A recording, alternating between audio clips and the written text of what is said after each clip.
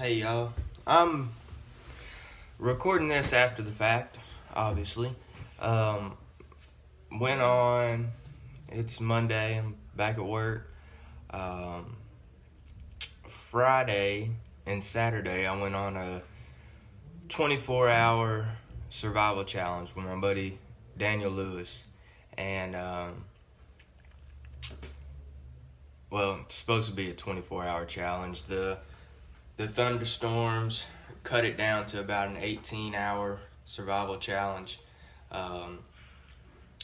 Obviously, could have stayed out there.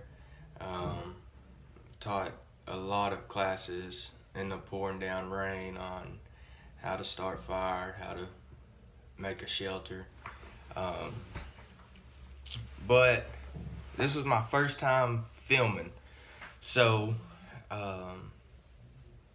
any recommendations, any comments you guys have to help me out, I would greatly appreciate that. I just love doing this type of stuff. Love getting out in nature, being grounded. So any comments, anything you could help me out with, feel free to share it, comment, like, subscribe, share it. I want you to view this video, and I want you to let me know what you think. All right, appreciate y'all. All right, y'all. Well, I did the smart thing of not testing my SD card until we got out here.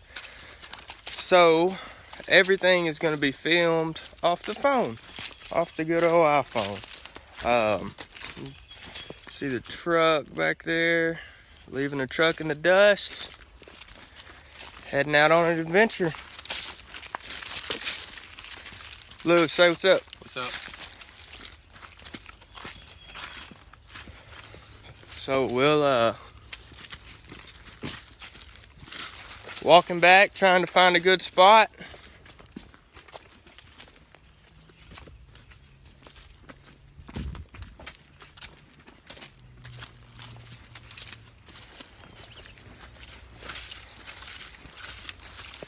Don't want to stay too close to the water. Out here, might run into some pigs if you stay close to the water. But we don't want to be too far from the water because that's our drinking source too.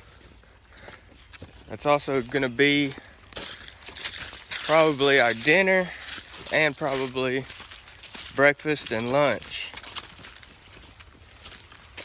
So you don't want to be too far away. You don't want to waste energy getting back and forth, but you don't want to stay in harm's way either. So as I'm walking, I'm also keep my eyes on the ground, looking for copperheads, this sandy soil, a lot of leaves they love to just hide out in.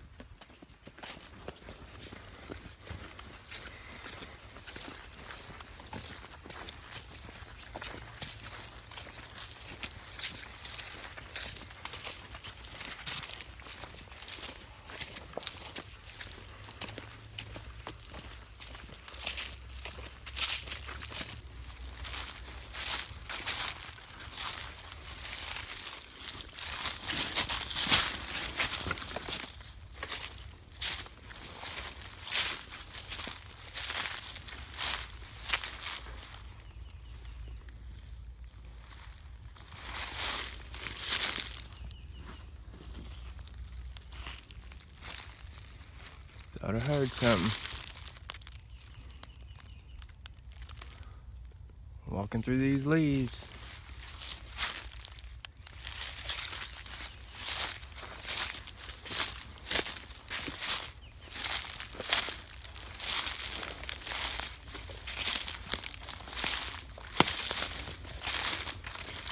Everybody's always in a rush. When you're out here, number one thing, slow your roll.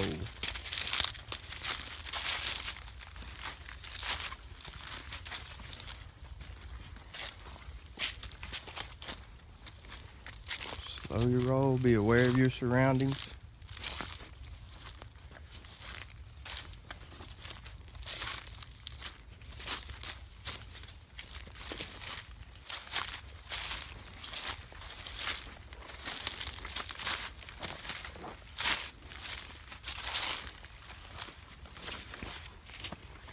One thing about being somewhere there's been cattle, they will always either lead you to or away from the water. But it looks like this is going to be home for the night. Set shelter uphill somewhere.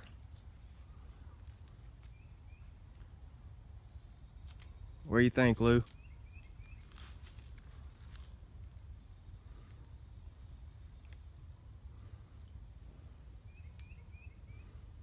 Nice little clearing up here. There's still trees we can hang.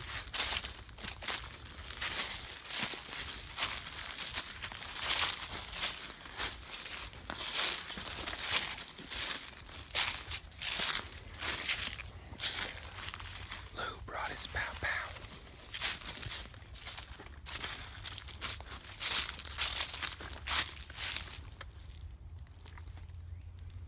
Yeah, this will work.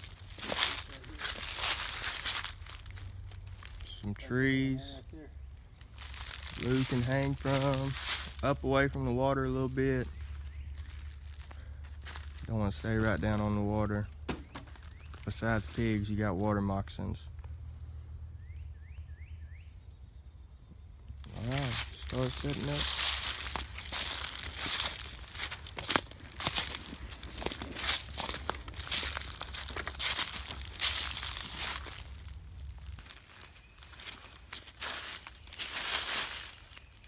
Alright, first things first, we found our camp spot. We're gonna go ahead and get the grass cleaned out of here, or the leaves, the dry leaves cleared out a little bit, so we can see what's underneath and if anything's trying to crawl up on us, i.e. a water moccasin or a copperhead. But I'm not allergic to it, but I don't know if you are, Lou.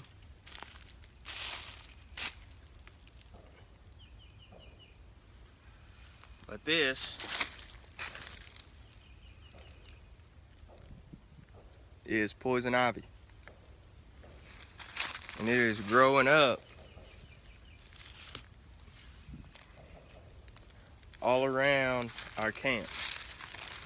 Are you allergic?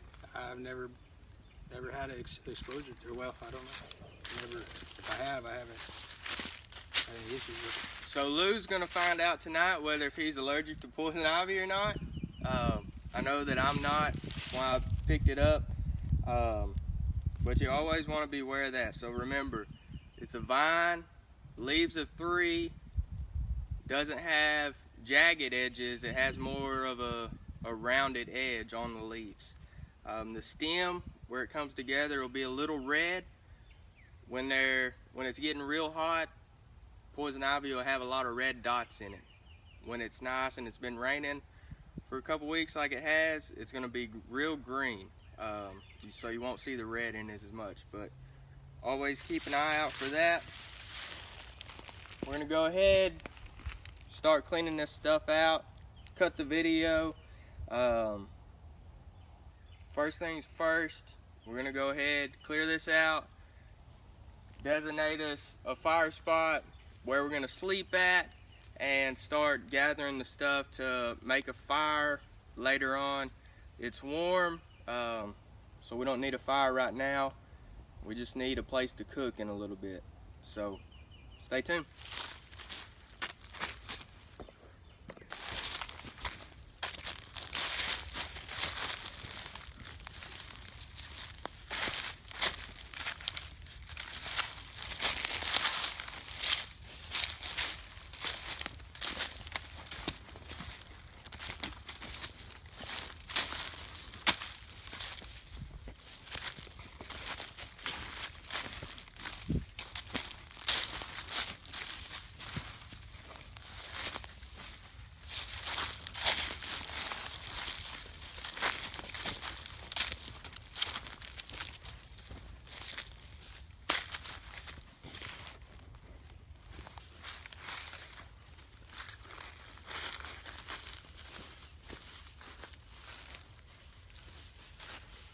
don't know if you can see, but we got this area cleared of leaves where we're gonna be kind of our central point in where we're staying tonight. And we got a little fire pit dug out in the ground. We use the dirt, the mud from the inside, and we layer it around the rim of the fire pit to make ourselves a barrier. It's like stacking rocks around it or concrete, but this way you use the natural resources, what's already there, you keep using. Lou told me a joke a while ago that he remembered back from when he was 6, 7 years old. He remembered sitting around campfires when he was little, and he asked his mom, why's them boys from Texas A&M got that huge bonfire? And she had a joke. She said, white man make big fire, stand way back, freeze his butt off. Yellow man make little fire, get close, stay warm. You can't get close to a big fire. You can't cook on a big fire. If you're not cold, if you're not signaling for rescue, you don't need a big fire. You just need something small, something that you can work with, something to cook on, clean with, purify water with. So just something small is all you need. You see Lou behind me gathering firewood. We're gonna try to get us most of the firewood that we'll need to cook on, purify some water with, and then we'll get to making our fishing poles, go out there and see if we can catch something to eat.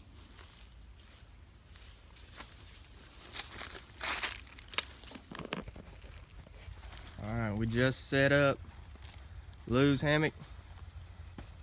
Test run.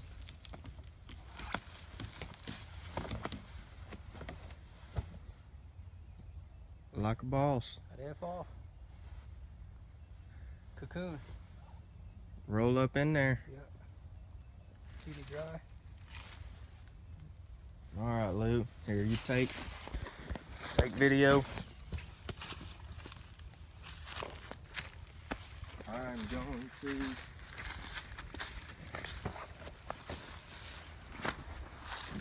use my poncho and a little bit of the 25 foot of paracord I brought. We're gonna string up. We're gonna use this poncho. We're gonna turn the poncho into a hammock. That way I don't have to sleep on the ground. So I'm just gonna kind of laid it in half, buttoned it, and wad the end up.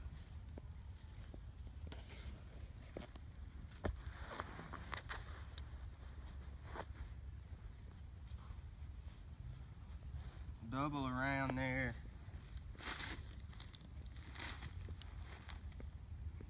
Make that tight, and then square knot it. Left over right, right over left.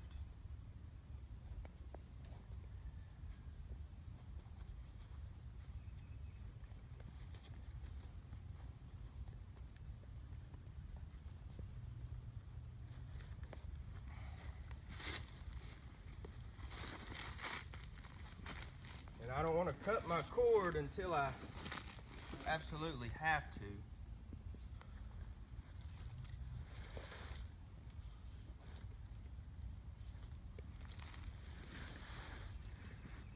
But we're gonna have to cut it about right there.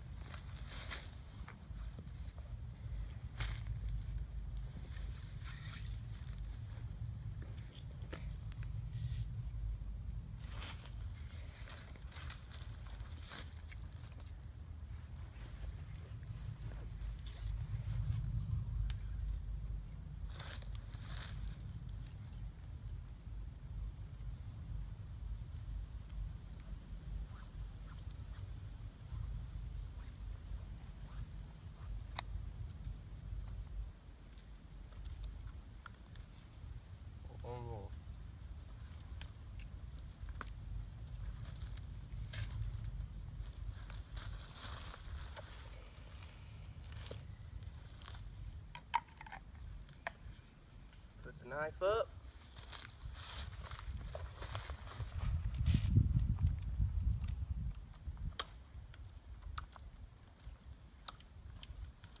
This over here can be tighter.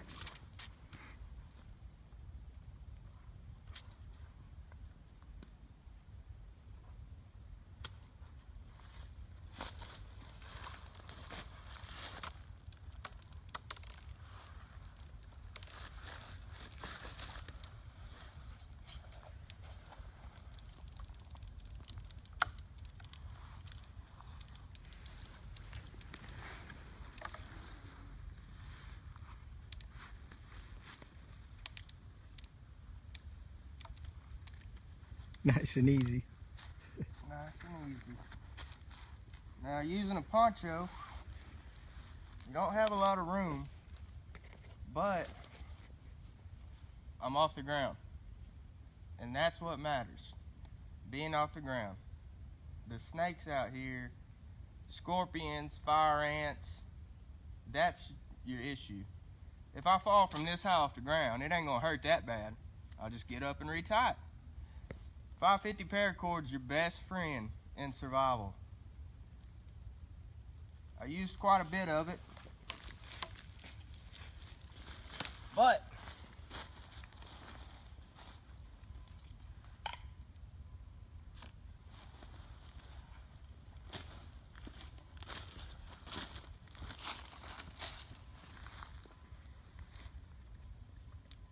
have about 6 foot left. It's not gonna do much for fishing line. But the thing about 550 is I take this,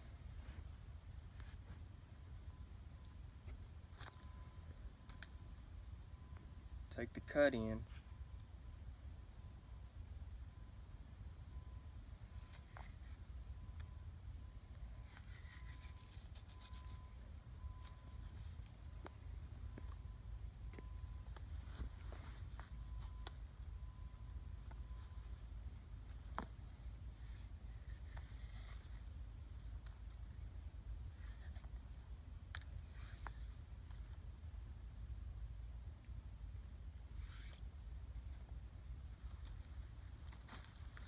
now I have 7 strands that I can tie together and make a long line out of. I can tie my hook on the end of one of these strings, catch some dinner. All right, stay tuned.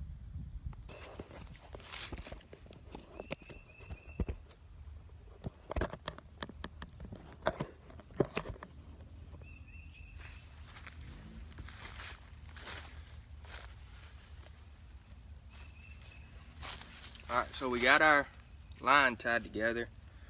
Went from 6 foot to 18 feet times 2. We both have our own fishing line. Now, the 2 small hooks that I brought,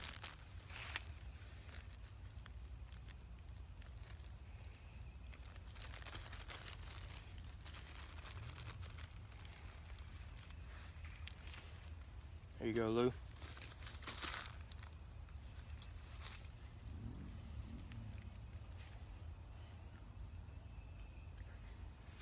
Take this, and if you have a lighter, never burn it. People always burn these, and they melt it, and they can never fit it through the eye hook. Always just wet it. I went right through.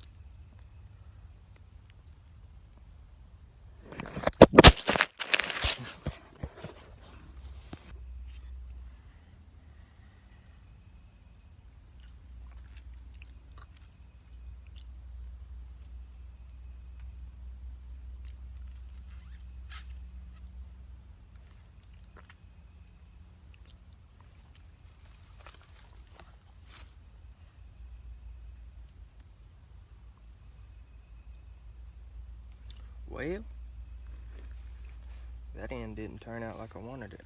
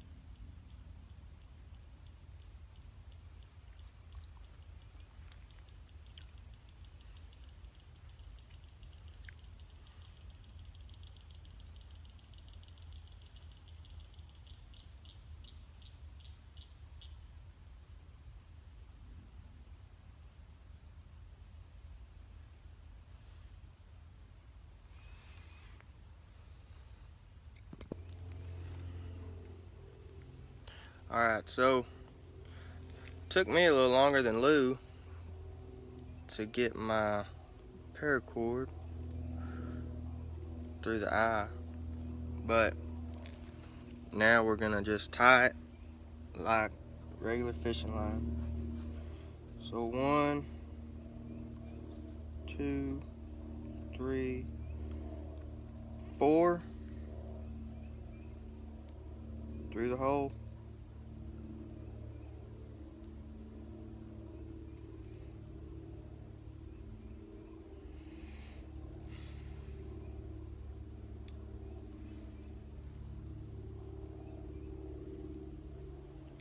Pull against it, make sure it tightens down.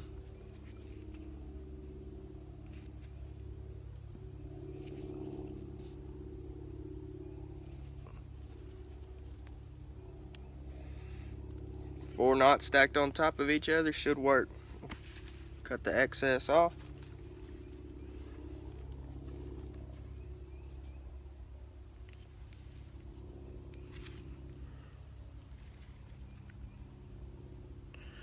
Ready to find bait and go fishing.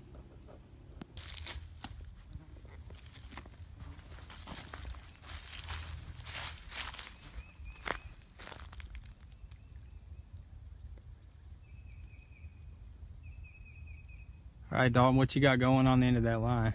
So, can you zoom in on my bobber? I tied a little stick, 4-inch stick, onto the end of my line with about 12 inches hanging down from it. That way, that is my weight and my bobber, so I can get it out there. Tied one end onto my wrist, that way I don't accidentally let go of it, and then no dinner for the night. But I'm fishing with a June bug right now. Fishing this way, I've caught one bass my whole life. Other than that, it's just panfish.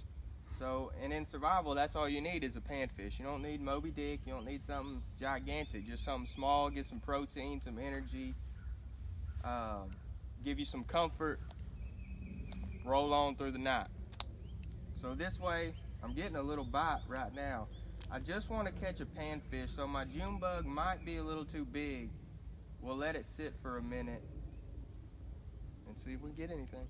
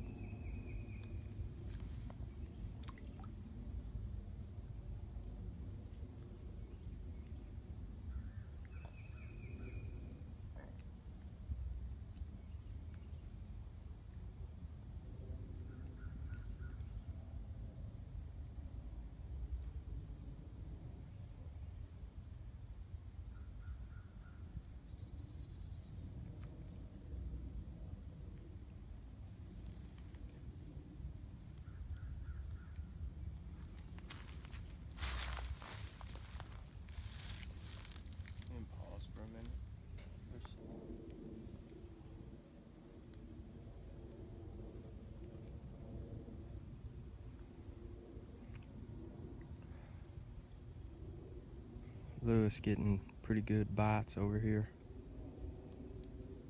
Oh, I did too, and I missed him. Dang it, Lou. He took my bobber all the way under. Probably took my cricket.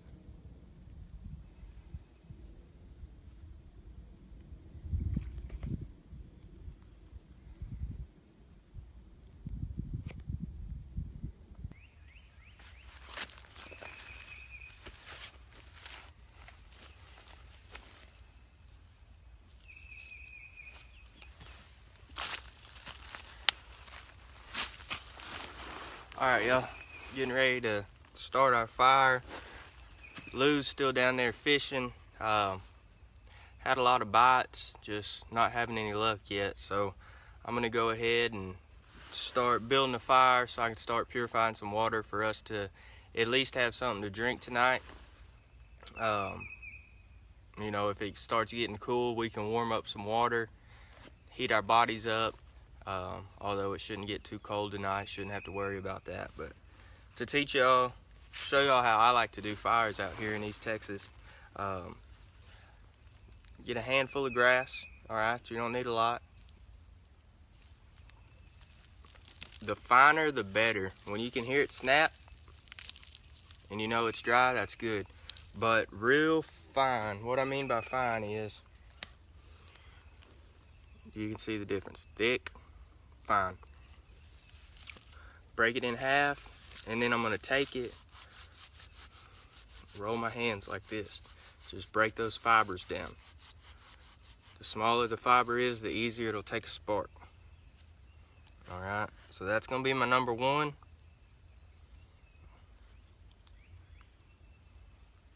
And then I'm gonna break this dead cedar apart. This is gonna be my number two. And then I just have some regular old dry sticks, little bitty. Remember, to have a big fire, you gotta have a little fire first. And to start this, I'm gonna use this Ferro rod and my knife.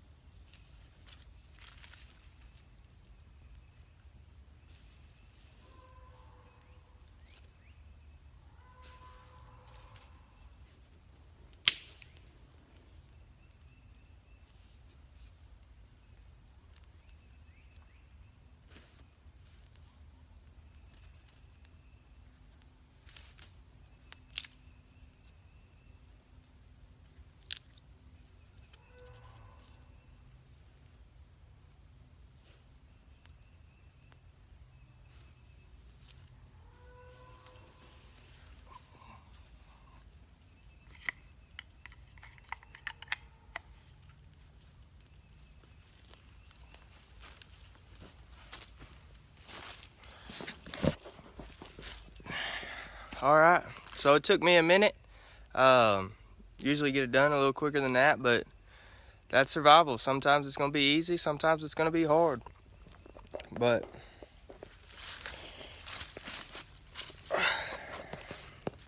got a fire going.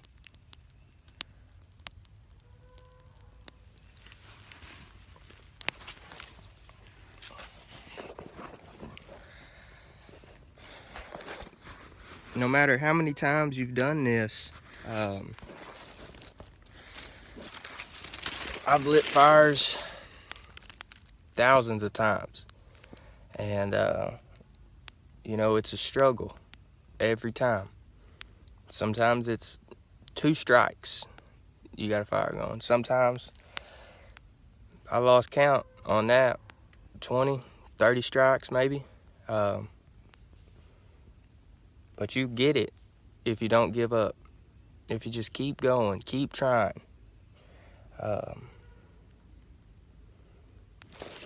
You'll get a fire. Yeah, it's gonna start out small,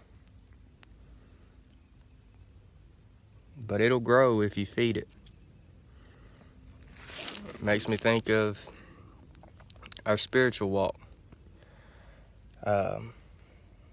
You know, when we first meet Jesus, when we first get saved, we're that little bitty fire right there. But if we feed it, if we feed our spirit, it'll grow. Watch this. Just by adding oxygen, just by adding bigger sticks, I can get a fire bigger than this fire pit. But it takes time,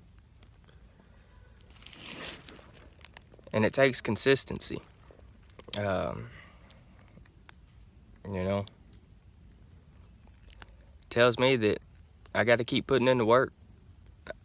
I got to keep doing what I need to do as a survivalist, as a Christian, as a father, as a husband, as a man. I got to keep doing what I have to do, what I know to do, to grow spiritually, physically, emotionally, relationally, all aspects of life. Got to put in the work if you want to grow. Got to put in the work if you want to mature. Give it a little time. Fire will be growing. Your spirit will be growing. My spirit will be growing.